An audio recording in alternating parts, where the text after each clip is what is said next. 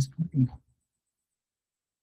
Oke, recordnya udah muncul. Nah, teman-teman, hari ini kita akan belajar tentang Pancasila kayak gitu ya. Jadi salah satu di tes CPNS itu sebenarnya ada eh, ada tiga sesi ya. Tapi itu sebenarnya ujiannya masih satu, teman-teman. Jadi ada TWK, TIU, sama TKP. Soalnya itu berjumlah kalau nggak salah lupa berapa ya? 140 ya atau berapa. Tapi nanti itu ujiannya tuh satu kali gitu. Jadi SKD itu satu kali kayak gitu. Tapi nanti dibagi tiga gitu. Jadi ada yang TWK dulu satu sampai berapa nomor gitu aku lupa. Terus TIU, habis itu TKP kayak gitu. Kalau dari saya pribadi dan ini mungkin berbeda-beda untuk setiap maaf, berbeda-beda untuk setiap ininya ya.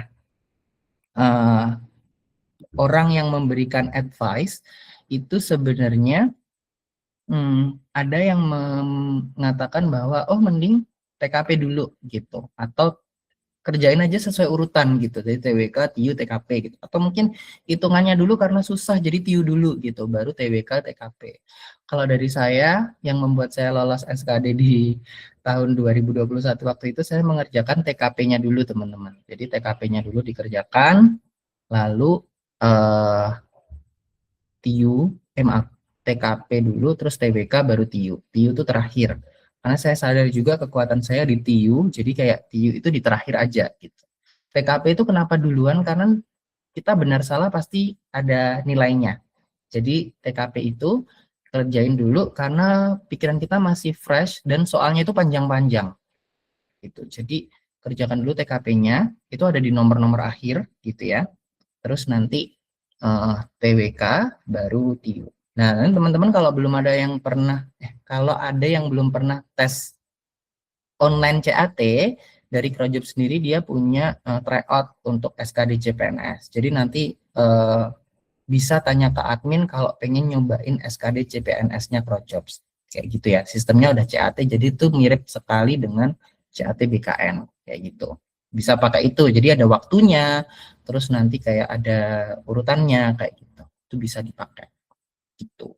Kak, kalau mau tes di tempat lain, boleh nggak? Boleh juga, gitu. Yang penting teman-teman perbanyak latihan ya, biar di sini semua mendoakannya adalah teman-teman semua lolos di CPNS tahun 2026 dengan posisi dan jabatan dan lembaga yang dituju.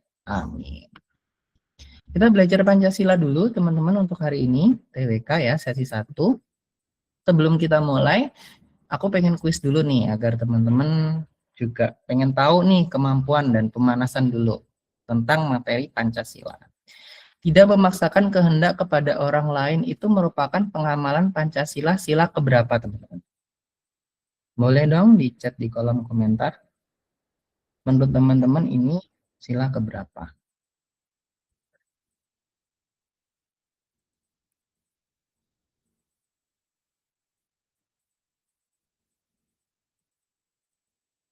Kamelia sila kelima. Tidak memaksakan kehendak kepada orang lain. Kak Agnesta sila keempat. Yang lain boleh? Ayo.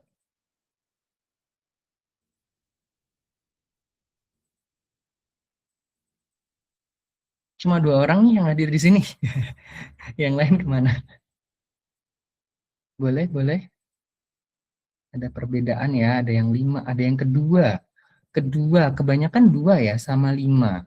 5 itu kan keadilan sosial bagi seluruh rakyat Indonesia.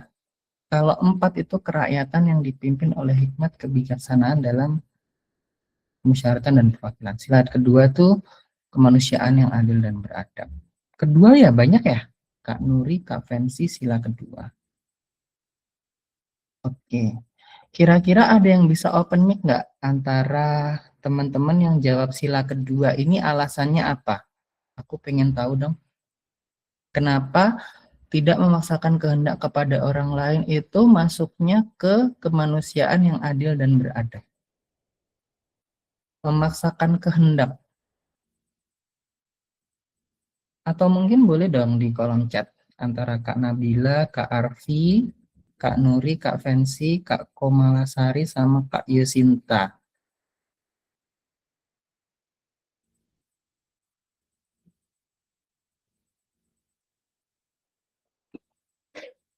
Ada Kak, ini soal kayak gini ini kemungkinan banyak ya keluar di TBK materi Pancasila karena pembuat soal itu ingin mengetahui gitu teman-teman itu tuh udah paham belum sih butir-butir Pancasila kayak gitu.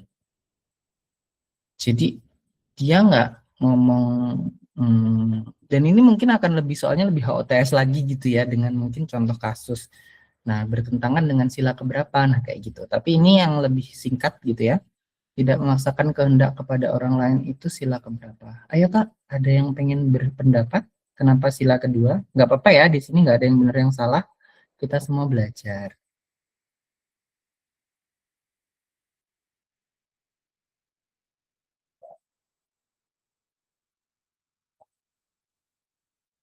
Oke, nggak ada ya?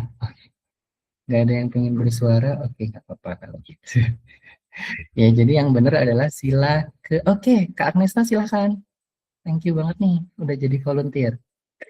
Iya Kak, Hmm, izin menyampaikan pendapat. Tadi Agnes hmm, itu menyampaikannya adalah sila keempat. oh, Kenapa? Tapi bukan sila kedua ya Kak. Ini karena oh iya. pendapatku aja. Nanti correct me if I'm wrong gitu ya. Yes, oke, guys. Menurut saya ya kenapa sih yang namanya memaksakan kehendak orang lain itu adalah pengamalan sila keempat. Karena dalam sila keempat itu kita ditekankan untuk musyawarah mufakat. Jadi itu untuk kepentingan bersama, tidak menurut kepentingan pribadi. Seperti itu. Oke, thank you Kak Agnesna. Kita kasih applause dulu dong. React rekan Mbak Kak Agnesna udah mau jadi volunteer. Nanti teman-teman juga bisa ya ikut apa komen kayak gini biar kelasnya lebih hidup gitu. Jadi biar nggak one way aja nih, satu arah aja dari aku gitu. Jadi benar, aku setuju sama Kak Agnes karena tidak memasang kehendak itu lebih ke sila keempat teman-teman, bukan sila kedua. Karena sila keempat itu kita ngobrolin tentang semuanya itu diobrolin, dimusyawarahkan gitu ya. Jadi nggak memaksakan kehendak ke satu orang. Oke, itu untuk yang pertama. Boleh nanti kalau ada yang punya diskusi lain karena materi TBK dan Pancasila ini tuh seru sebenarnya karena apa orang nanti akan diskusi gitu. Sebenarnya lebih ke sila kelima, apa ketiga, apa kedua kayak gitu ya. Oke, itu yang pertama. Yang kedua adalah ini. Kedudukan Pancasila sebagai kepribadian bangsa Indonesia itu berarti Pancasila sebagai apa nih, teman-teman? Apakah A sebagai ideologi negara, apakah B sebagai sumber dari segala sumber hukum Indonesia, atau C Pancasila menjadi petunjuk arah seluruh kegiatan kehidupan, atau D Pancasila merupakan sikap mental dan tingkah laku bangsa Indonesia yang mempunyai ciri khas. Untuk teman-teman jawabannya yang mana? Just simple ketik A, B, C, D, E, F, G, H, I, J, K, L, M. Teman-teman.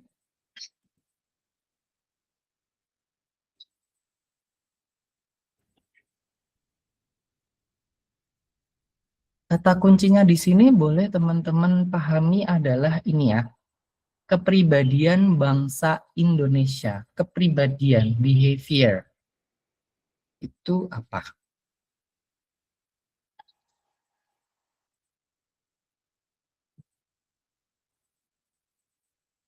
Yang jawab cuma dua. Yang lain kemana nih? Ada yang C, yang masih beragam ya. Ada yang D, ada yang D, C, C, C, C, C, C banyak ya. D,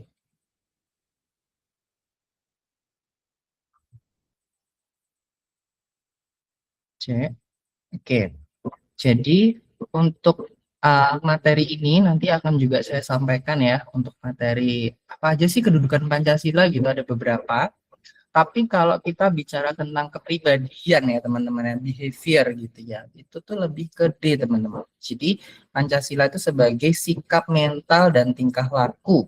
Karena kan kepribadian gitu. Jadi kepribadian tuh kayak kepribadian kita gimana sih? Oh, gimana sih kita bertingkah laku gitu, kita berperilaku gitu. Kita sikap mentalnya kayak gimana? Nah, itu Pancasila sebagai kepribadian bangsa. Jadi sikap mental dan tingkah laku gitu. Ya, jadi ini jawabannya benar untuk teman-teman yang jawab D. Kalau yang C itu nanti Pancasila sebagai apa ya namanya, arah gitu ya, arah kehidupan bangsa gitu. The way of life. Nah, itu yang C itu. Kalau D itu lebih kepada Pancasila sebagai dasar hukum. Gitu. Sumber dari segala sumber hukum di Indonesia. Kalau Undang-Undang Dasar kan sebagai konstitusi ya, dasar negara. Kayak gitu. Oke, kita langsung masuk ke materi. Teman-teman minta maaf kalau mungkin nanti materinya banyak. Aku akan coba menjelaskan secara jelas dalam waktu yang nggak terlalu lama. Tapi nanti kalau maunya terlalu cepat atau apa, teman-teman bisa chat atau open mic aja ya. Apalagi kalau suara aku tiba-tiba hilang. Teman-teman bisa chat atau open mic untuk mengingatkanku gitu ya. Atau mungkin kalau suaranya det, nah, itu juga boleh. Silahkan. Oke. Pancasila, Undang-Undang, Bhinneka Tunggal Ika, dan NKRI. Jadi ideologi itu ada beberapa tipe, teman-teman. Ya, ada liberalisme, memiliki konsep kebebasan individual atau kesetaraan bagi semua anggota masyarakat. Liberalisme itu contohnya adalah US ya, Amerika Serikat itu liberalisme. Sosialisme menganggap bahwa manusia adalah makhluk kreatif, sehingga untuk mencapai kebahagiaan harus melalui kerjasama. Sosialisme itu kayak apa-apa bareng. Itu biasanya di daerah-daerah komunis ya, kayak gitu ya. Correct me if I'm wrong, teman-teman mungkin kalau dari jurusan sosial atau kewarganegaraan atau apa, kalau salah kita saling mengingatkan. Gitu. Sosialisme itu biasanya kayak di Korea Utara, China. Terus, jadi dia itu membatasi kebebasan individu, kayak gitu. Beda dengan liberal. Liberal tuh kebebasan individunya ditingkatin. Fundamentalisme adalah menetapkan agama sebagai hukum politik dalam dunia modern. Itu. Marxisme atau komunisme ini ada ya di sosialis ini juga, mengutamakan kebersamaan individu, hak pribadi tidak diakui kayak gitu. Ya. Kalau sosialisme tadi beda ya. Jadi lebih ke manusia adalah makhluk kreatif sehingga untuk mencapai kebahagiaan harus melalui kerjasama. Ini hampir mirip sih. Ada komunisme, ada sosialisme. Nah, kalau nasionalisme itu tidak membedakan ras, suku, bangsa, mementingkan persatuan di atas individu. Ini adalah yang kita anut, gitu ya, nasionalisme. Gitu. Nah, jenis norma sendiri itu ada 4, ada norma agama, kesusilaan, kesopanan, dan norma hukum. Kalau agama sesuai dengan apa Tuhannya masing-masing, kesusilaan itu sesuai dengan apa yang ada di ini lingkungan gitu ya, apa yang sesuai dengan suara hati manusia gitu, aturan-aturan yang ada di lingkungan kayak gitu. Kalau norma kesopanan itu lebih sesuai dengan adat kayak gitu. Sopan nggak sih pakai baju minim malam hari gitu kayak gitu. Kalau norma hukum dia tuh lebih kepada sesuai dengan aturannya, entah hukum adat, entah hukum negaranya, gitu ya. Terus ciri-ciri ideologi itu ada 2. Ini kemungkinan juga keluar teman-teman di materi TWK karena materi TWK itu sangat luas gitu ya. Jadi nggak cuma apa Pancasila butirnya gitu enggak. Tapi Pancasila pun karena ideologi negara juga, jadi kita tuh harus paham tentang apa itu ideologi terbuka dan ideologi tertutup. Terbuka itu dia itu lebih fleksibel gitu loh. Jadi contohnya di Indonesia gitu. Jadi nggak kayak saklek kayak di Korea Utara gitu ya. Itu harus kayak gini kayak gitu. Tapi di ideologi di Indonesia itu lebih bersifat fleksibel sesuai dengan zaman, kayak sesuai dengan kebudayaan bangsanya gitu. Karena dia terbentuk dari kekayaan rohani, moral, dan budaya gitu, dan dia diciptakan dalam masyarakat itu sendiri gitu. Kalau ideologi tertutup gitu, itu biasanya bukan cita-cita masyarakat, tapi dia itu kayak dibuat oleh si penguasanya sendiri gitu. Sifatnya totaliter dan HAM tidak dihormati kayak gitu. Jadi banyak hal yang dikuasai oleh si penguasanya itu sendiri. Gitu ya. Nah, kita ngomongin tentang sejarah Pancasila. Jadi, kalau kita ngomongin sejarah munculnya Pancasila, dan ini banyak banget biasanya keluar di TWK, itu tuh kita harus paham juga sejarahnya. Nah, ini mungkin sedikit, tapi nggak usah semua dijelasin gitu ya, teman-teman, hanya memahami aja highlight-nya. Jadi, kita bisa muncul Pancasila itu karena kita mulai merdeka nih, teman-teman, dari sebelumnya dijajah. Ternyata Belanda itu selesai menjajah Indonesia itu tahun 1942. Nah, selanjutnya digantikan oleh Jepang, yang dia itu bilang kayak, oh Jepang tuh kayak mau bantuin yang gerakan 3A itu loh teman-teman, Jepang Cahaya Asia, Jepang Pelindung Asia, Jepang apa itu. Itu gitu. Awalnya Jepang masuk sebagai itu gitu, tapi ternyata dia juga mau menjajah Indonesia kayak gitu. Nah, mulai dari setelah Belanda selesai digantikan oleh Jepang.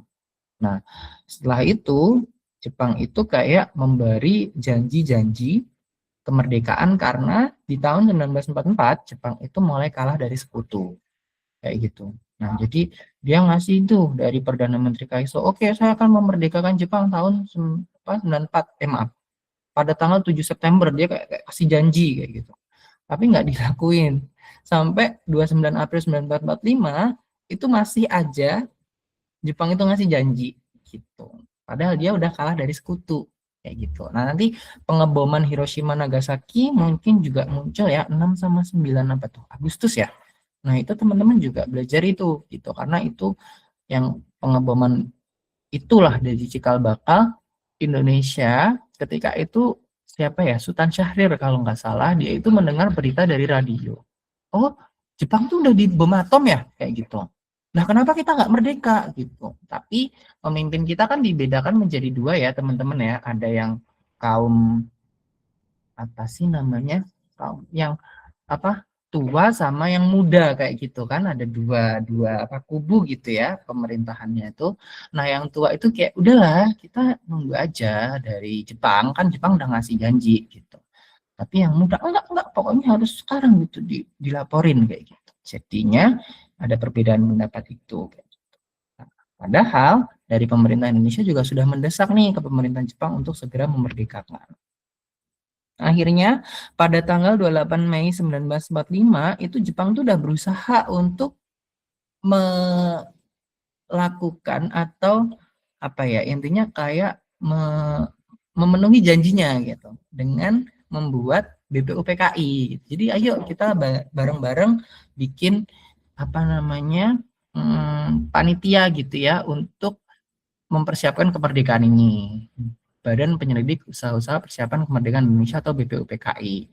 Kalau bahasa Jepangnya apa teman-teman? Dokuritsu Junbi Kosaka ya, kayak gitu. Kalau PPKI, PP, PPKI ya, itu Dokuritsu Junbi Ikai. Nah, gitu. Itu juga nanti bisa teman-teman cari ya di internet kayak gitu. Itu karena kadang juga keluar apa Dokuritsu Junbi Kosakai atau yang Ikai. Nah, BPUPKI itu berdiri pada tanggal 28 Mei 1945 dan dia melakukan sidang pertama itu lama nih teman-teman karena dia ingin merumuskan dasar negara gitu. Dari 29 Mei 1945 sampai 1 Juni 1945. Nah, ada beberapa usulan gitu ya. Apalagi dari Muhammad Yamin gitu. Usulannya ada yang lisan seperti yang di kiri ini, peri-perian ini. Terus ada yang secara tertulis yang akhirnya akan kita pakai sebenarnya. Itu jadi tuh mulanya dari Muhammad Yamin ini usulnya. Mulai dari ketuhanan yang Maha Esa, persatuan Indonesia, kemanusiaan yang adil dan beradab, kerakyatan yang dipimpin oleh hikmat, dan keadilan sosial bagi seluruh rakyat Indonesia. Pada akhir dari sidang pertama BPUPKI, itu Bung Karno, dia mengusulkan, kita pakai aja calon dasar negara ini kayak di rangkum gitu ya dari Bung Karno. Sebenarnya ini nggak cuma Muhammad Yamin teman-teman, ada beberapa orang gitu. Nanti teman-teman bisa cek. Kita pakai 5 hal gitu ya dasar negaranya: nasionalisme, internasionalisme, mufakat atau demokrasi, kesejahteraan sosial, dan ketuhanan yang berkebudayaan nomor 5. Lalu udahlah disingkat aja menjadi Trisila: sosionasionalisme, sosiodemokrasi, dan ketuhanan.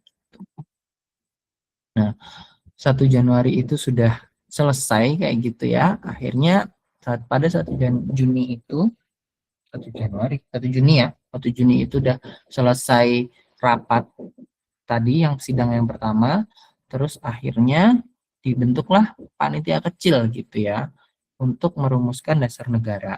Nah, dulu sebelumnya itu ada panitia kecil yang terdiri dari 8 orang ya teman-teman pada tanggal 20 Juni gitu. Itu jadi mereka mengusulkan 8 orang ini untuk dasar negaranya. Termasuk tadi ya Muhammad Yamin. Pada tanggal 22 Juni ini diresmikan ada panitia kecil yang berdomisili di Jakarta. Dia itu bertugas untuk itu tadi menyiapkan dasar negara gitu. Nah, panitia 9 ini juga teman-teman bisa hafalin ya, mulai dari Insinyur Soekarno, Muhammad Hatta, A.M. Maramis, Rohid Hashim, Abdul Kahar Muzakir, Abi Kusno Cokro Suyoso, Agus Salim, Ahmad Subarjo, dan Muhammad Yamin. Ini adalah orang-orang yang merumuskan dasar negara yang akhirnya itu menjadi Piagam Jakarta kayak gitu. Nah, panitia kecil ini menjadi panitia PPKI, gitu, panitia persiapan kemerdekaan Indonesia. Nah, selanjutnya BPUPKI tadi itu masih kerja sebenarnya untuk tadi mempersiapkan gitu ya. Nah, itu pada tanggal 10 sampai 16 Juli dan mereka melakukan sidang yang kedua gitu. Dalam sidang itu juga dibentuk tadi PPKI yang panitia 9 tadi, terus 15 Agustus ini Jepang menyerah tanpa syarat kepada Sekutu. Kayak gitu. Nah, terus ada yang peristiwa Rengas Dengklok. Teman-teman tahu kan ya, ingat ya, karena pemerintah Indonesia tuh yang tuanya itu tetap pokoknya nunggu kemerdekaan dikasih dari Jepang, jadi sama kaum mudanya diculik tuh Pak Soekarno sama Pak Hatta ke Rengas Dengklok karena kayak mereka mendorong sekali untuk segera memproklamirkan kemerdekaan karena ya Jepang udah menyerah tanpa syarat pada Sekutu gitu. Kenapa kita masih nunggu Jepang kayak gitu? Jadi mereka menculik Soekarno-Hatta untuk segera memproklamirkan kemerdekaannya pada tanggal 17 Agustus gitu. Nah, sidang PPKI juga dilakukan gitu ya untuk mengesahkan rancangan hukum dasar, terus juga memilih presiden dan wakil presidennya. Waktu itu yang dipilih ya itu tadi Soekarno dan Muhammad Hatta. Nah, dulu ceritanya yang menjadi hukum dasar itu kan Pancasila, tapi Pancasila itu sila pertamanya itu bukan ketuhanan yang Maha Esa, teman-teman, tapi ketuhanan dengan kewajiban menjalankan syariat Islam bagi pemeluk-pemeluknya. Nah, terus dari teman-teman dari timur gitu ya, rakyat bagian timur itu usul kalau diganti gimana? Bukan itu kata-katanya. Nah, diusulkan terus sama Muhammad Hatta itu disampaikan kepada tokoh Islam agar ketuhanan yang dengan kewajiban menjalankan syariat Islam itu diganti menjadi ketuhanan yang Maha Esa. Karena Indonesia kan nggak cuma dari agama Islam aja. Gitu, teman-teman. Nah, selanjutnya pada 22 Juni ini udah merdeka nih. Tadi itu dasar negaranya udah jadi gitu ya. Terus melalui Piagam Jakarta tadi kayak gitu ya. Itu muncul tanggal 22 Juni 1945 gitu.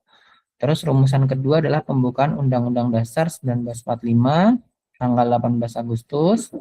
Terus rumusan ketiga itu adalah Mukadimah gitu ya. Pembukaan ya, muan UUD gitu. Dan rumusan keempat, terus rumusan kelima adalah rumusan pertama menjadi rumusan kedua dan merupakan suatu rangkaian dengan konstitusi. Arahnya ke dekret Presiden 5 Juli 1959. Jadi Pancasila itu disahkannya tanggal 18 Agustus, sehari setelah kemerdekaan. Kayak gitu. Ini menurut rumusan kedua. Gitu. Nah, terus munculnya 1 Juni sebagai Hari Pancasila karena 1 Juni tadi itu mulainya pembentukan dasar Pancasila atau kalau kita balik ke materi sebelumnya, nah ini pembentukan panitia kecil ini loh. Untuk yang mengusulkan ini, nah ini sebuah panitia kecil yang tugasnya adalah menampung usul-usul yang masuk. Nah, mulai dari ini 1 Juni inilah ditetapkan sebagai hari apa nih? Hari lahir ya. Hari lahir Pancasila. Karena tadi mulainya perjalanan si Pancasila ini kan mulai dari dibentuk mengumpulkan usul-usulnya tadi. Itu di tanggal 1 Juni tadi 1944. 1 Juni 1945, maaf. Oh iya. Itu satu apa sidang BPUPKI pertama gitu tanggalnya. Oke, sebelum kita masuk ke lambang negara dan lain, ada yang mungkin ingin ditanyakan teman-teman dari tadi perjalanannya Pancasila sampai dia jadi apa namanya Piagam Jakarta, terus apa ya sekarang jadi hari lahir Pancasila tanggal 1 Juni kayak gitu. Mungkin ada yang ingin ditanyakan? Kalau nggak ada, boleh dong kasih react apapun atau komen. Sudah paham? Oke. Selain Kak Agnes, ini semua masih di sini kan ya? Atau udah tidur? Kak Sri Utami mungkin ada yang ingin ditanyakan? Oh, udah lower hand ya? Masih kan?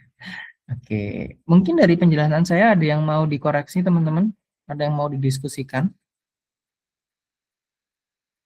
Ini materinya nggak semua ya, dan kemungkinan yang keluar tadi yang saya sebutkan. Satu, teman-teman mungkin boleh catat atau highlight. Biasanya yang keluar tuh sidang BPUPKI pertama dan kedua itu tanggal berapa? Kalau yang zaman saya ya, tapi sekarang itu kebanyakan soalnya lebih HOTS. Mungkin nanti Kak Sri Utami atau Kak Ririn boleh nih cerita TWK-nya lebih kayak gimana gitu ya. Jadi biar teman-teman juga tahu. Tapi zaman saya dulu masih full hafalan. Jadi kayak sidang PPKI, BPUPKI itu tanggal berapa, panitia 9 itu siapa aja.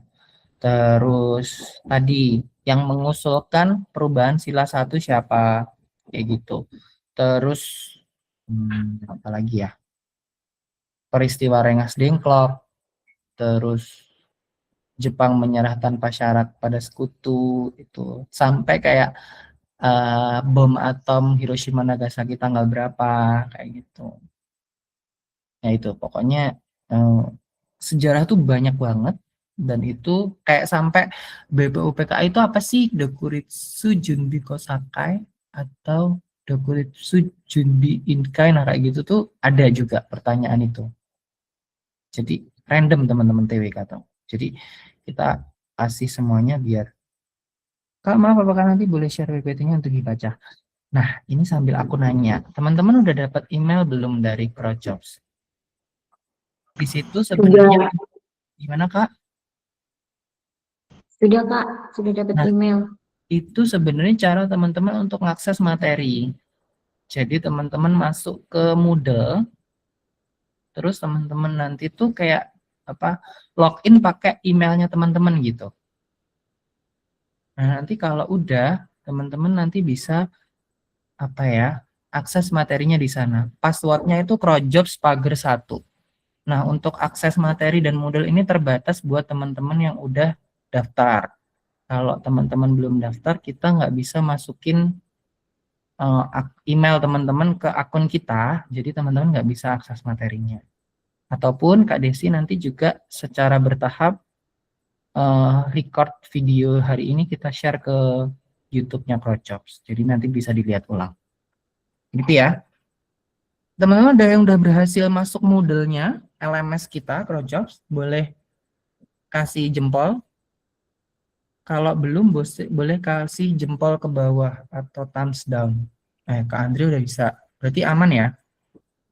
Kak Desi belum dapat email kah? Nanti kalau belum dapat email, chat ke admin ya Kak, biar dibantu.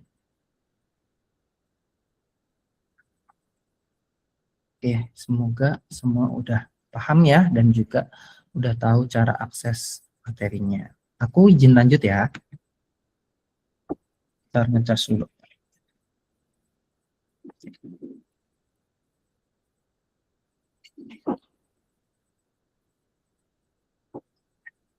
Kita masuk ke lambang negara. Kenapa sih lambang negara ini kita masukkan ke dalam materi? Karena memang lambang negara ini tuh kemarin juga keluar gitu di TBK.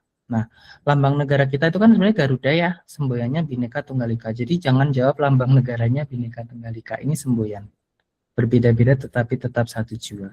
Gitu.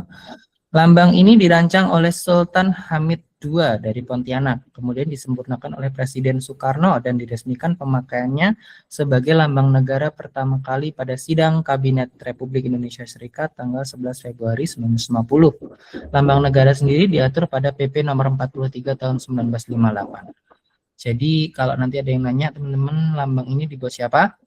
Sultan Hamid II dari Pontianak.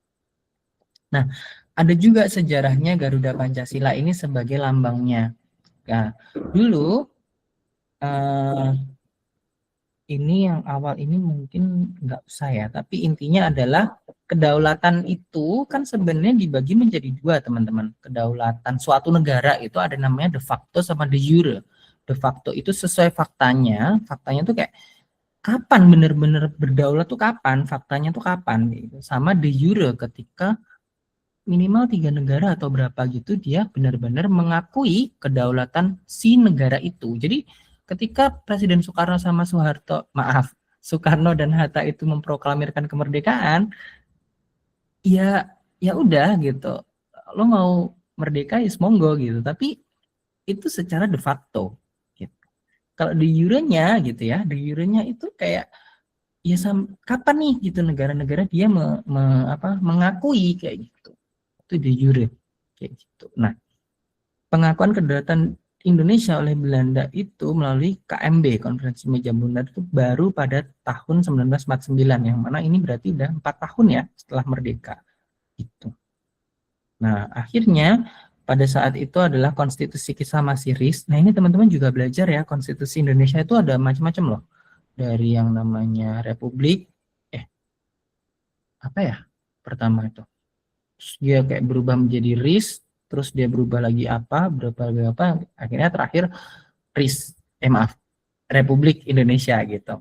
Nah, konstitusinya kita akan bahas di konstitusi nanti ya, UUD, nggak hari ini karena kita masih belajar Pancasila. Nah, UUD-nya nanti itu juga ganti-ganti. Ada UUD, UUDS, UUD RIS, UUD sementara kayak gitu. Jadi nanti kayak balik lagi ke UUD. UUD di amandemen lagi sebanyak 4 kali. Nah, amandemennya pun nanti berapa kali, tanggal berapa, nah gitu mungkin keluar gitu di TBK. Jadi kita belajarnya dipisah-pisah aja biar nggak bingung ya. Nah, tanggal 10 Januari ada panitia teknis nih gitu ya. Panitia ini dia bertugas untuk merancang lambang negara gitu. Nah, ternyata yang dipilih adalah ya tadi punyanya Pak Sultan Hamid kedua ini kayak gitu. Nah, pas yang dicengkeram, maaf, jadi lambangnya dulu tuh nggak kayak gini yang sekarang gitu, tapi ada perubahan di pita yang dicengkeram Garuda ini. Tuh. Jadi pitanya warna merah putih, terus ada semboyan Bhinneka Tunggal Ika-nya. Gitu. Nah, ini nanti bisa dibaca lagi gitu ya. Terus ada juga penambahan jambul. Lalu juga, nah ini, karena kalau gundul itu tuh terlalu Amerika gitu bentuknya. Jadi kayak Garuda kita sama Garudanya apa namanya Amerika tuh bedanya di jambul gitu. Itu juga salah satu usul gitu ya, usul dari 3 orang itu. Gitu. Ini pelukisnya nambahin jambul Pak Dullah kayak gitu-gitu ya. Ini mungkin nanti bisa dibaca lagi gitu ya. Tapi ini nggak terlalu keluar sih. Nah, mungkin yang keluar ini. Jadi sering banget keluar kayak gini. Apalagi teman-teman mulai harus ngingat gitu ya materi SD. Sila 1 itu apa sih gitu. Sila 1 apa, sila 2 apa. Aku coba nanya dulu nih teman-teman biar interaktif. Sila 1 lambangnya apa teman-teman? Di Garuda Pancasila? Halo?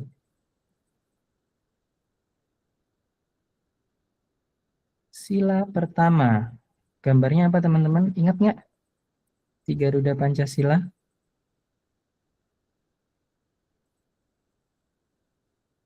Nggak ada yang ingat ya? Bintang. Oke. Bintang, bintang. Oke. Semua setuju ya, bintang ya. Kalau sila kedua apa nih, Kak? Ayo yang lain boleh.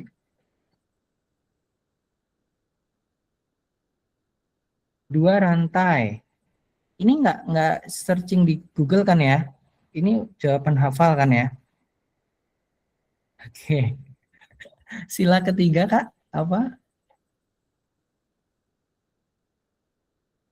Pohon. Pohon apa, Kak? Pohon, pohon beringin. Thank you, Kak Fani. Oke. Sila ke pohon beringin. Nah, nanti mungkin filosofinya juga kita akan bahas ya. Apa itu pohon beringin? Apa itu rantai gitu. Kenapa kok sila satu itu bintang kayak gitu ya. Sila keempat dilambangkan apa, Kak? Kepala banteng. Kepala Kepala banteng. Oke. Terakhir sila kelima, padi dan kapas. Saya itu dari kelima sila ini dulu waktu tes CPNS tuh hanya hafal satu, Kak. Sila kelima, padi dan kapas. Yang lain tuh rancu. Ya, semoga nanti kakak tetap hafal ya. Gitu. Nah, kalau dari Garudanya sendiri, itu kan dia warnanya emas ya. Itu tuh dia melambangkan keagungan dan kejayaan. Nah, terus dia memiliki paruh, sayap, ekor, cakar yang kokoh gitu ya.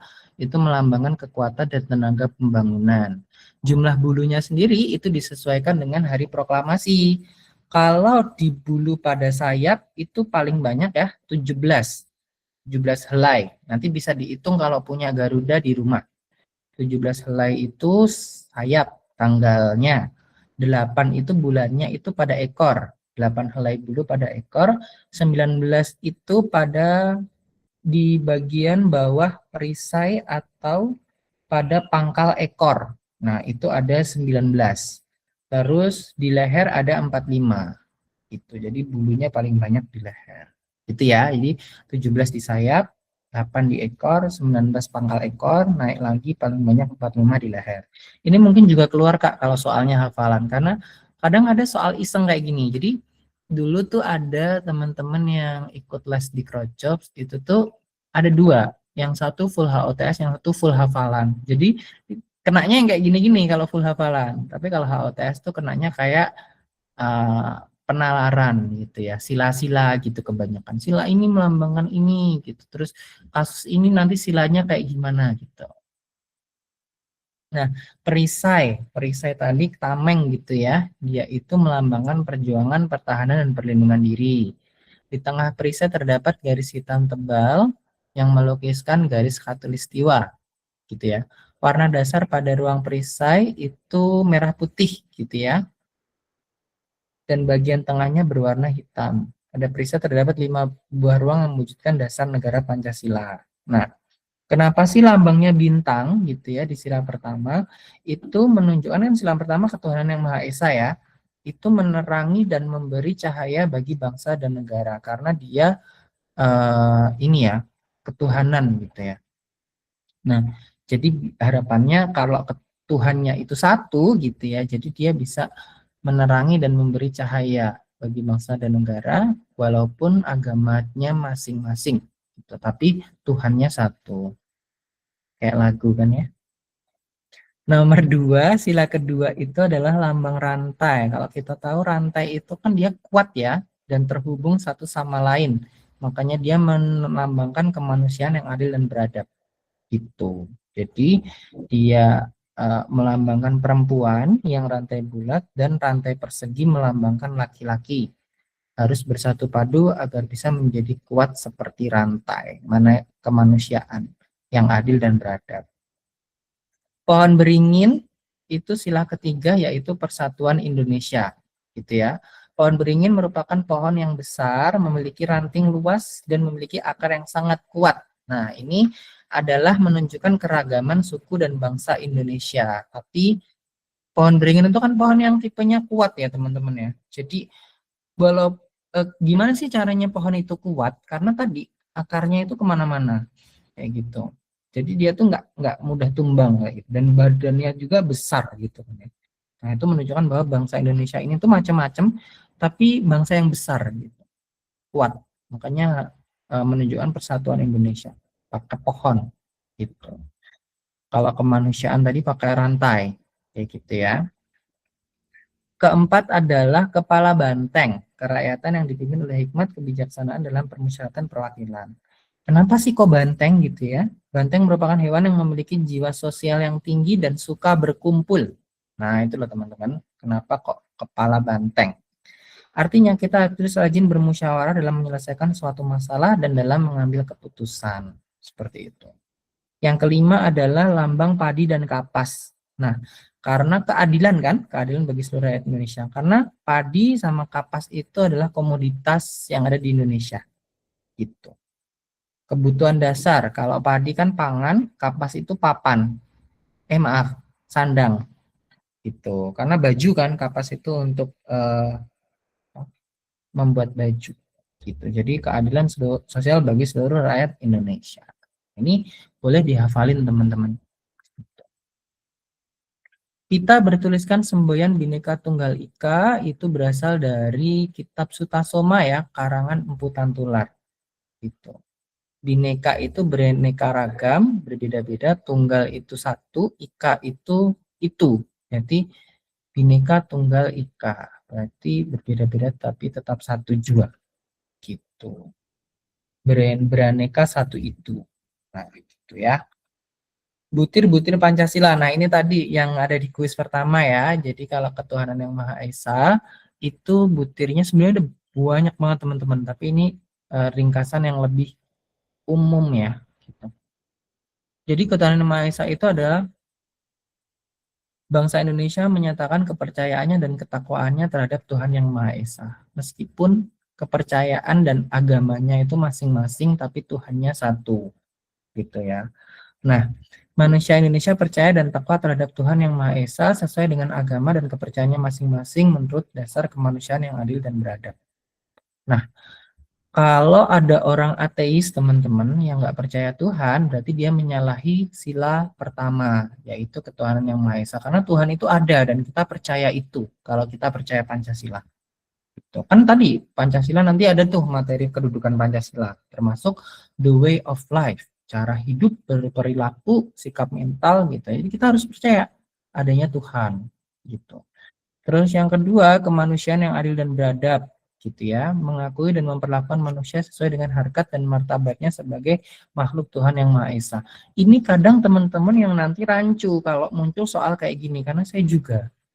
Wah, ini kan ada kata-kata nih Tuhan yang Maha Esa. Oh, sila satu kayak gitu. Itu sering kayak gitu. Padahal kita harus paham bahwa di sini yang di highlight itu adalah memperlakukan manusia sesuai dengan harkat dan martabatnya. Berarti kemanusiaan kan gitu. Kemanusiaan yang adil dan beradab gitu.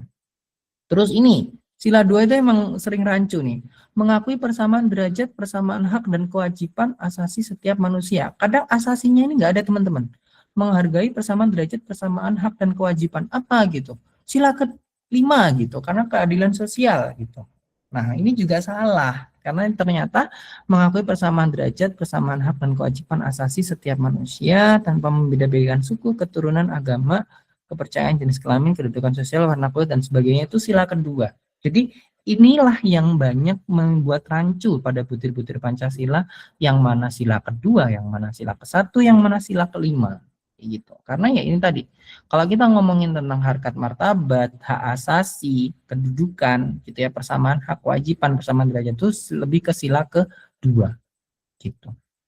Nah, persatuan Indonesia mampu menempatkan persatuan, kesatuan serta kepentingan dan keselamatan bangsa dan negara sebagai kepentingan bersama di atas kepentingan pribadi dan golongan kayak gitu. Ini persatuan Indonesia. Nah, ini kadang juga diplesetkan oleh pembuat soal lebih ke sila pertama. Jadi, biasanya contoh kasus gitu ya. Jika seseorang itu mengedepankan kepentingan golongan agamanya atau apa, ada kasus gitu biasanya, tapi intinya tentang perpecahan apa namanya, perang agama, terus konflik agama kayak gitu. Itu tuh sebenarnya bertentangannya pada sila 1 atau sila 3 kayak gitu. Nah, nanti teman-teman harus dilihat dulu. Kebanyakan kalau perpecahan, konflik itu sebenarnya lebih ke sila ketiga, bukan ke sila 1. Walaupun di situ ada embel-embelnya konflik agama gitu. Oh kan agama pasti sila 1 gitu. Enggak, selalu agama sila ke-1 teman-teman. Tapi lebih dilihat ke konteksnya gitu ya. Nah, sama juga dengan butir yang kedua, sanggup dan rela berkorban untuk kepentingan negara dan bangsa ini apabila diperlukan. Kadang rela berkorban gitu ya, itu adalah contoh apa nih gitu. Kadang tuh rancu sama ini tadi tidak membeda-bedakan orang gitu. Jadi kalau seseorang menolong korban bencana alam tanpa membeda-bedakan gitu ya, karena kata-katanya rela berkorban gitu ya. Nah, itu kadang nanti masuknya adalah sila kedua atau sila ketiga kayak gitu. Tapi kita harus pahami dulu gitu. Dia itu apakah mengakui persamaan derajat, apakah dia melakukan itu untuk kepentingan negara dan bangsa gitu. Nah, itu yang kadang kita rancu antara sila kedua dan sila ketiga. Terus yang keempat adalah kerakyatan yang dipimpin oleh hikmat kebijaksanaan dalam permusyawatan perwakilan, kebanyakan lebih ke musyawarah gitu ya. Jadi sebagai warga negara dan warga masyarakat, setiap manusia Indonesia mempunyai kedudukan, hak dan kewajiban yang sama. Nah, ini kan kata-katanya sama ya dengan sila kedua. Nah, tapi yang harus dilihat adalah di sini itu adalah usul voting one man one vote gitu ya. Itu tuh lebih ke sila keempat gitu. Bukan walaupun sama-sama dia itu apa ya, kedudukan, hak, kewajiban yang sama kayak gitu. Itu pasti masuk sila kedua. Itu enggak, teman-teman. Tapi di sini itu ngelihatnya gini.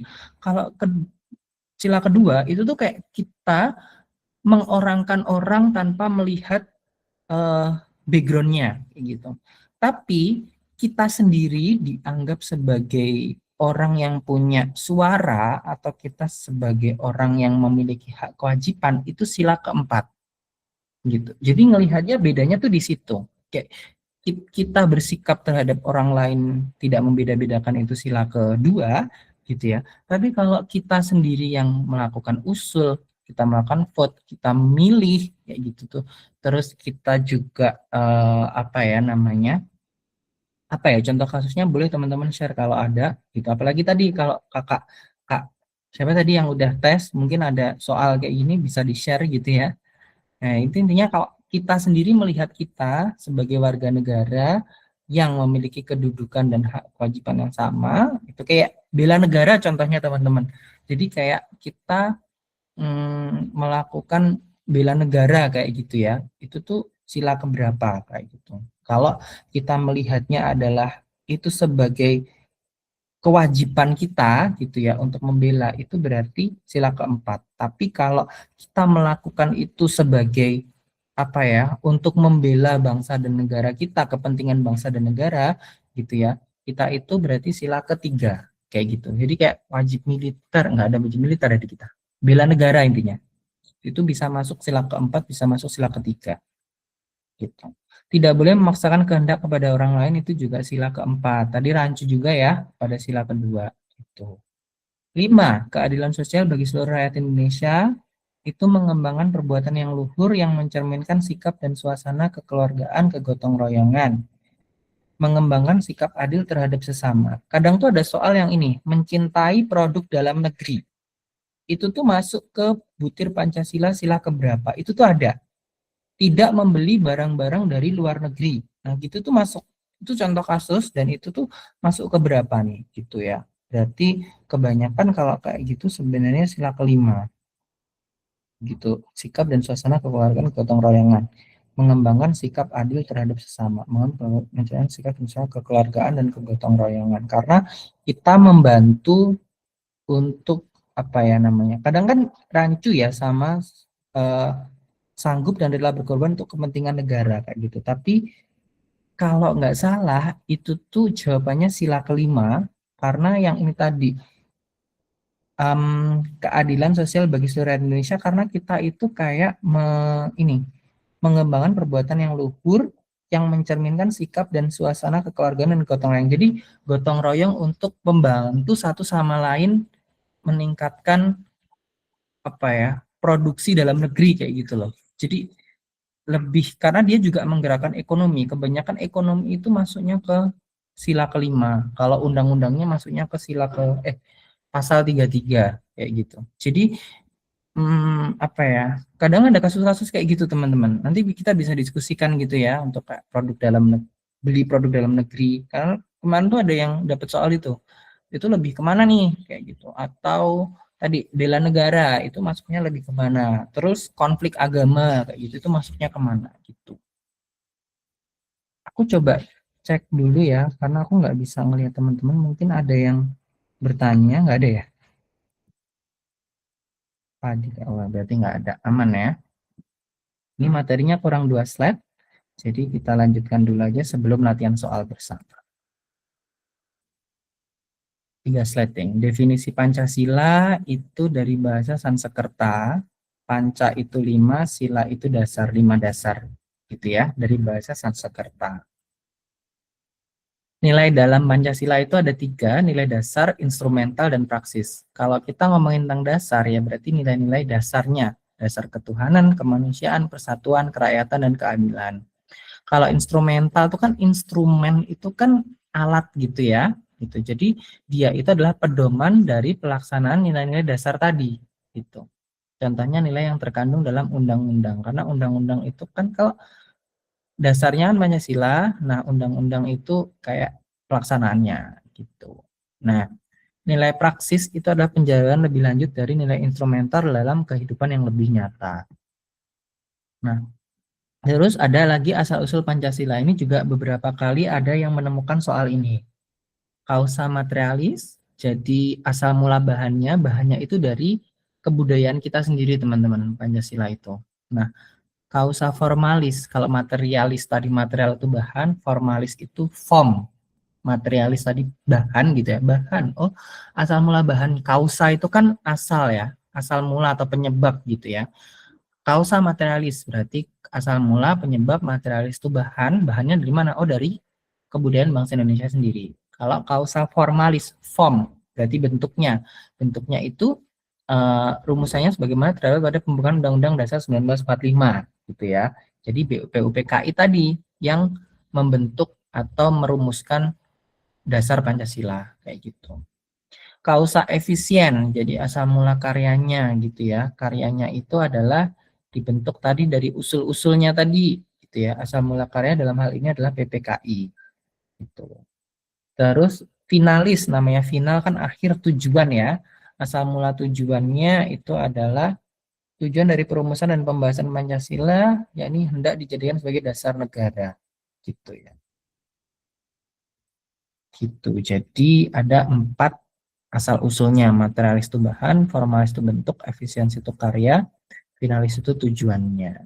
Nah, kedudukan Pancasila itu sendiri ada 8 teman-teman. Ada sebagai dasar negara. Pancasila sebagai dasar negara gitu ya. Jadi sumber tertib hukum tertinggi, ya bukan sumber hukum tertinggi itu bukan undang-undang ya teman-teman ya, tapi Pancasila kayak gitu. Sumber dari segala sumber itu Pancasila. Dan Pancasila sebagai dasar itu juga disebut sebagai falsafah negara. Jadi mungkin nanti pertanyaannya adalah Pancasila sebagai falsafah negara itu artinya apa? Nah, falsafah negara artinya adalah Pancasila sebagai dasar negara, yang mana berarti kedudukannya merupakan sumber tertib hukum tertinggi. Gitu. Jadi jangan rancu antara dasar negara sama falsafah negara teman-teman, karena itu sama. Nah, selain dasar negara, Pancasila juga sebagai kepribadian bangsa. Nah, tadi ya, kepribadian berarti dia mengatur sikap mental dan tingkah laku. Ya, ini yang membedakan antara bangsa Indonesia, bangsa Timur ya, dengan bangsa Barat. Jadi kayak cara berpakaian, cara ngomong, cara unggah-ungguh kalau kata orang Jawa, sopan santun kayak gitu tuh, berkepribadian kita sesuai Pancasila. Terus pandangan hidup atau way of life gitu ya. Jadi kayak petunjuk gitu ya dalam mengatur kehidupan berbangsa dan bernegara. Keempat adalah Pancasila sebagai cita-cita dan tujuan bangsa Indonesia. Ini tujuannya itu ada di alinea keempat ya, pada pembukaan UUD 1945, yaitu melindungi segenap bangsa Indonesia dan seluruh tumpah darah Indonesia, memajukan kesejahteraan umum, mencerdaskan kehidupan bangsa, dan ikut melaksanakan ketertiban dunia yang berdasarkan kemerdekaan, perdamaian abadi, dan keadilan sosial. Jadi Pancasila itu ya itu kedudukannya sebagai cita-cita. Cita-citanya ada empat tadi, ada di alinea keempat. Kadang tuh soal tuh bisa kayak gitu doang, teman-teman. Cita-cita dan tujuan bangsa Indonesia ada di alinea keberapa pada permukaan undang-undang gitu. Daripada teman-teman lupa gitu ya, nanti diapain aja. Undang-Undang Dasar Negara Republik Indonesia gitu. Tapi intinya kalau tujuannya ada di alinea keempat. Pancasila juga sebagai perjanjian luhur bangsa Indonesia gitu ya. Jadi kesepakatan dan perjanjian saat serta konsensus bangsa Indonesia sebagai dasar negara. Kenapa? Karena kan 18 Agustus 1945 tadi kan ini ya, Pancasila sebagai dasar negara ya. Jadi itu kan tadi dibentuk berdasarkan usul ya, yang tadi sejarah tadi gitu. Jadi nggak yang ideologi tertutup gitu, yang dari satu Pak Soekarno doang itu enggak, tapi dari usul beberapa orang, 8 panitia tadi, terus akhirnya yang menyusun kan 9 orang, panitia 9 tadi yang di PPKI kayak gitu. Jadi itu adalah kesepakatan, perjanjian serta konsensus bangsa Indonesia. Lalu Pancasila juga sebagai ideologi negara, gitu ya. Nah, ini yang kadang membedakan dasar negara sama ideologi negara. Kalau ideologi negara itu, Pancasila itu sebagai gagasan fundamental mengenai bagaimana hidup bernegara milik seluruh bangsa Indonesia, bukan ideologi milik negara lain. Jadi kalau ideologi negara itu kayak eh, hidup bernegaranya atau fundamentalnya, dasarnya itu tuh Pancasila. Jadi ini kadang-kadang yang saya juga sulit apa menghafal adalah perbedaan Pancasila sebagai dasar negara. Kalau dasar negara kan tadi sumber ya, sumber hukum ya, yang paling tinggi gitu. Sama ideologi negara gitu. Pancasila sebagai, nah ini juga ada sumber dari segala sumber. Berhukum ini terwujud di dalam tertib hukumnya. Nah, tadi kalau yang pertama, dasar negara itu falsafah negara ya. Sumber tertib hukum tertinggi. Nah, kayak gini makanya suka kebolak-balik. 8 Pancasila sebagai jiwa bangsa Indonesia. Di Pancasila dalam pengertian ini adalah seperti dijelaskan dalam teori von Savigny bahwa setiap Volksgeist Indonesia telah melaksanakan Pancasila. Jadi ada pada seluruh masyarakatnya. Nah, itu mungkin teman-teman untuk materi hari ini. Sebelum kita kuis, ada yang ingin ditanyakan atau didiskusikan?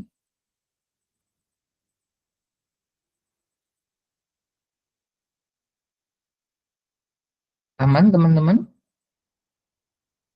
Sudah ready untuk kuis?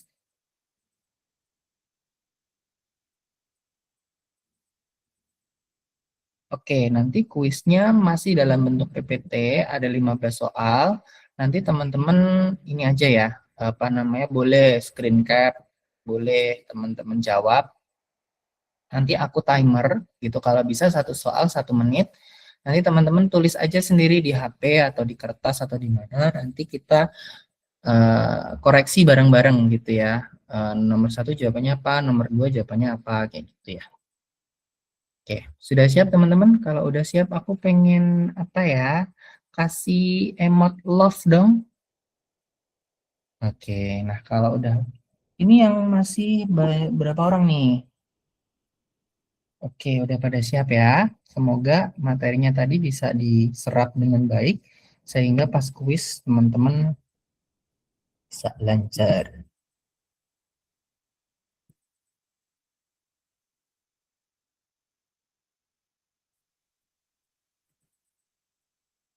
Ada 6 soal, ini aku kasih timer 6 menit ya. Jadi nanti kalau udah selesai kita akan next ke soal berikutnya. Siap-siap teman-teman.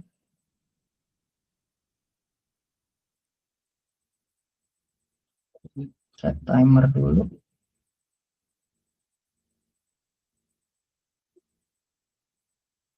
Oke. 6 soal ya, silakan ditulis jawabannya, jangan di kolom komentar, ditulis di alat masing-masing aja.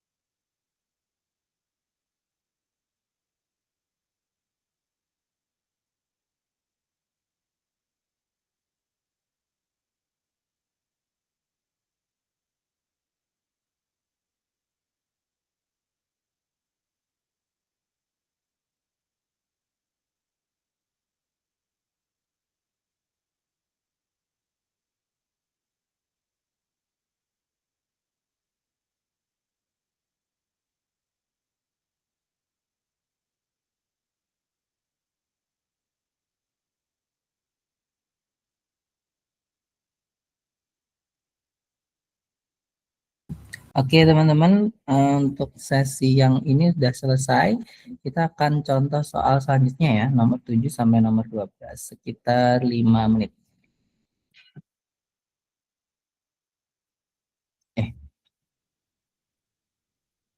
7 sampai 12. 2, 3, 4, 5, 6. Sekitar 6 menit. Silahkan.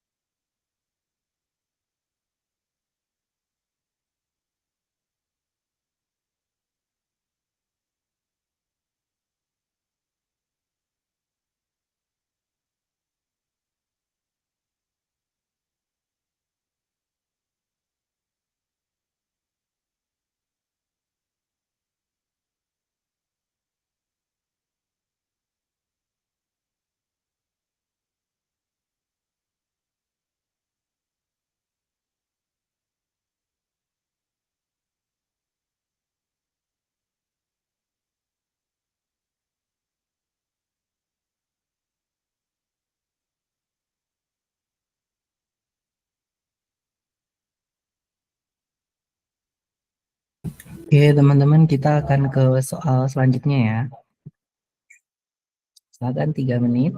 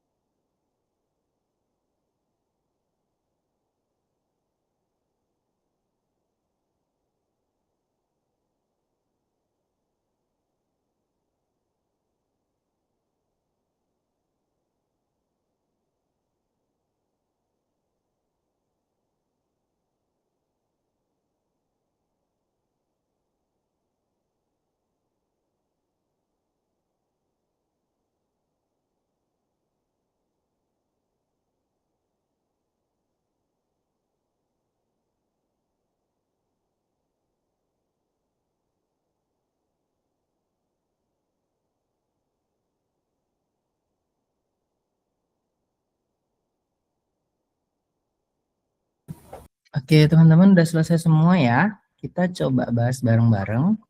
Nanti teman-teman minta tolong di open mic aja, kita jawab bareng-bareng biar lebih cepat dan juga ini biar semua bisa belajar juga. Yuk, nomor 1, ideologi yang tidak membedakan ras dan suku bangsa serta mengutamakan persatuan di atas kepentingan individu adalah apa teman-teman?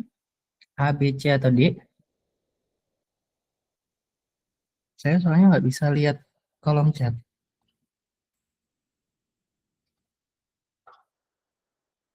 Ada yang volunteer mungkin jawab apa? Nggak saya tanya alasannya kok.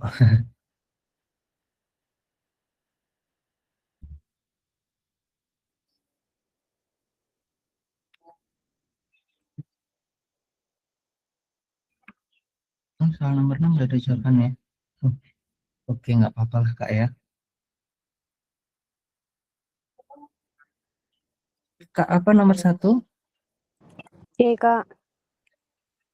Apa? E? C. C ya. Jawabannya benar, C, nasionalisme.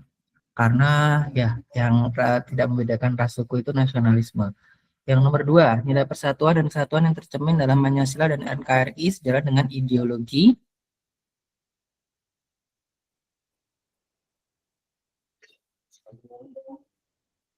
nasionalisme ya, yang B ya. Jadi memang dia sesuai sama ideologi nasionalisme.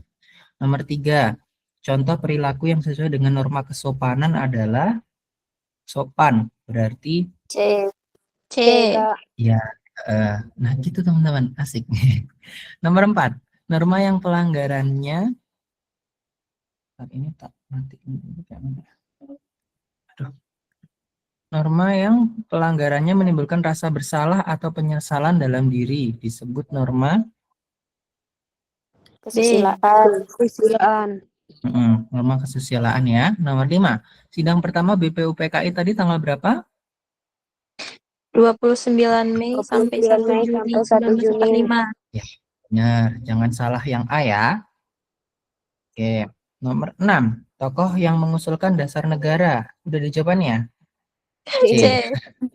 Oke, nggak apa-apa. Nomor 7, teman-teman, pohon beringin memiliki makna apa?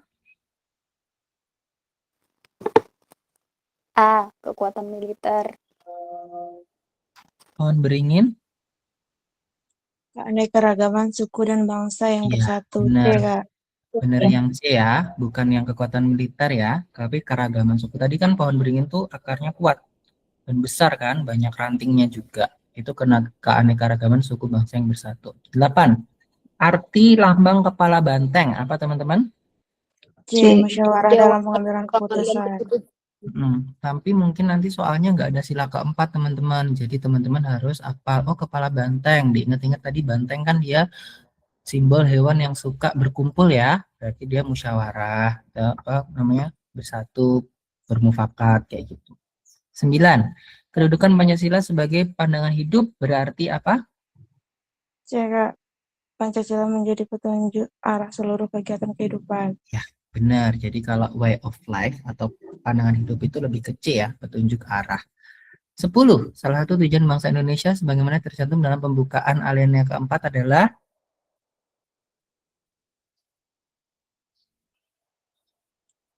apa? Nomor 10. B. B. Melindungi Ya, segenap bangsa benar ya. Indonesia. Melindungi segenap bangsa Indonesia dan seluruh tumpah darah Indonesia. 11. Penerapan nilai praksis. Tadi nilai praksis itu penjabaran dari nilai dasar dan fundamental ya. Itu contohnya apa?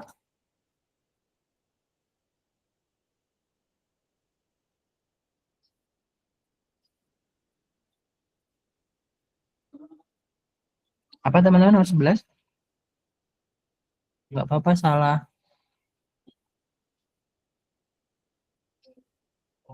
Halo? D. Kalau sila Pancasila itu dasar loh. Praksis itu, nah dia ada 3 ya. Praksis, nilai dasar, nilai fundamental, sama nilai praksis. Jadi kalau nilai dasarnya ya Pancasila, nilai fundamental, instrumennya itu ya undang-undang gitu ya. Praksis itu tuh pelaksana penjabarannya lagi lebih lanjut. Jadi jawabannya yang C. C. Menghormati perbedaan agama. 12. Apa jawabannya teman-teman nomor 12? B. Tetap dan tidak berubah. Ya. Nomor 13. Makna utama penggunaan burung Garuda adalah B. Menunjukkan Indonesia sebagai bangsa besar dan negara kuat. B ya. Nomor 14. Warna keemasan pada burung Garuda itu melambangkan emas. C. Keagungan dan kejayaan. Ya. Ya, benar. Terakhir 15. Bulu pada leher berapa teman-teman? D. D. 45 helai. D ya. Jadi yang terakhir dulu itu paling banyak. Boleh di-share ke saya ke komen teman-teman dapat benar berapa? Ada yang benar semua bisa raise hand teman-teman. Nanti aku kasih hadiah.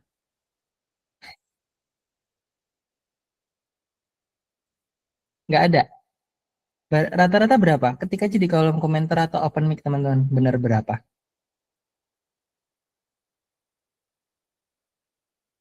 Thank you Kak Yasinta 13. Kak Azud salah satu doang ya. Wah mantap nih. Kak Jiki 12. Yang lain? Ih, Kak Akas juga 12. Yang susah tadi ya, nilai praksis ya. Mungkin diingat-ingat teman-teman tadi nilai dasar yaitu Pancasilanya, nilai instrumental tuh undang-undang penjabarannya lewat Pancasila menjabarkan Pancasila gitu. Kalau praksis itu lebih kayak penerapannya gitu. Dah. Thank you teman-teman udah hadir hari ini. Benar Kak Agnes, praksis tuh kayak praktis. Untuk materi Pancasila sebenarnya masih banyak, tapi teman-teman bisa belajar lagi di luar sana, tetap bisa diskusi untuk apa namanya hari ini gitu ya. Kalau mau diskusi nanti adminnya aku minta tolong untuk buka chat. Terus sama hari Rebu kita akan ketemu lagi untuk diskusi soal TIU ya berarti ya. Dan nanti kita ketemu lagi Jumat jam 8 untuk bahas materi TIU.